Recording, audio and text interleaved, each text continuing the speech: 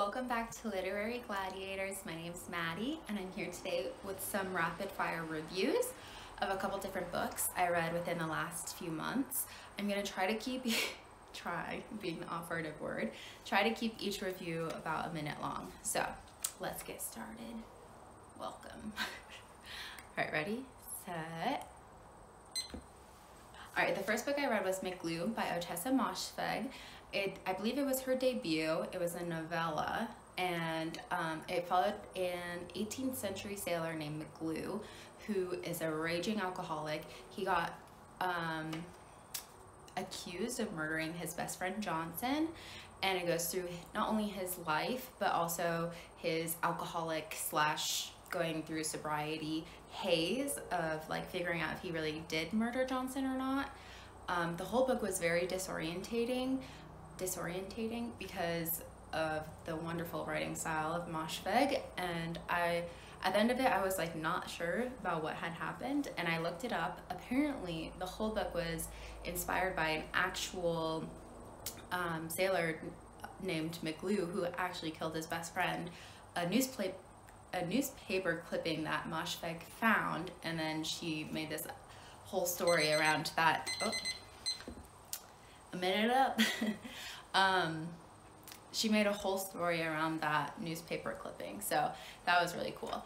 All in all, I gave it a 3.5 out of 5. There's some nasty descriptions in there, and there are some slurs that are used that made me a little uncomfortable, but I think was a part of like the historical period. So that's that. All right, number 2. Up next, I read Sputnik Sweetheart. Oh, wait, I forgot to start the timer.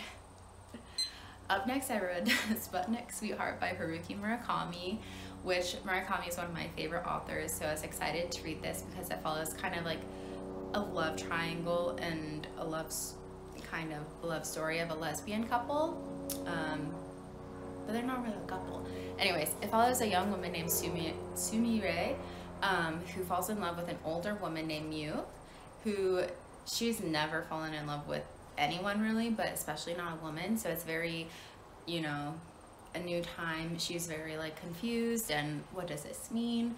And then she ends up working for Miu, and then her friend Kay, who's kind of like a narrator. The only reason why I know his name is from like the blurb, because I'm pretty sure it's well, it has to be said in the book, but I don't remember it being said in the book at all. Anyways, he's kind of like a narrator, but he's kind of in love with Sumire. Anyways, so she ends up working for Miu, and they go traveling. A minute is way too short. Anyways, they go traveling, and she ends up disappearing. So it's kind of like a detective story. There is some like, I think, a little bit of magical realism, some parts of it where you're like, well, is this real? Like, what's happening?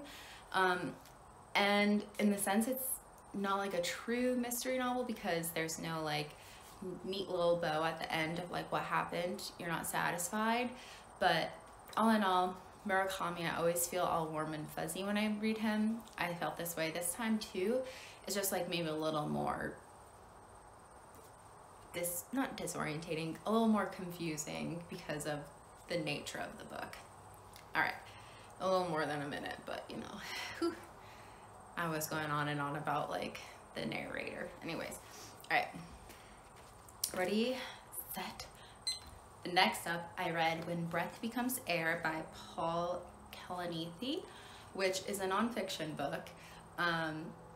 It felt very refreshing actually to read because it was a very sobering book in the sense that this man was going through the hardest part of his entire life, his death, because he has lung cancer, if you didn't know. Well, if you're watching this and you don't know. Anyways, he had lung cancer and he died from it, unfortunately. It was really sad because the last chapter, or like the epilogue, was written by his wife. It made me cry. It was a really good not investigation, but a good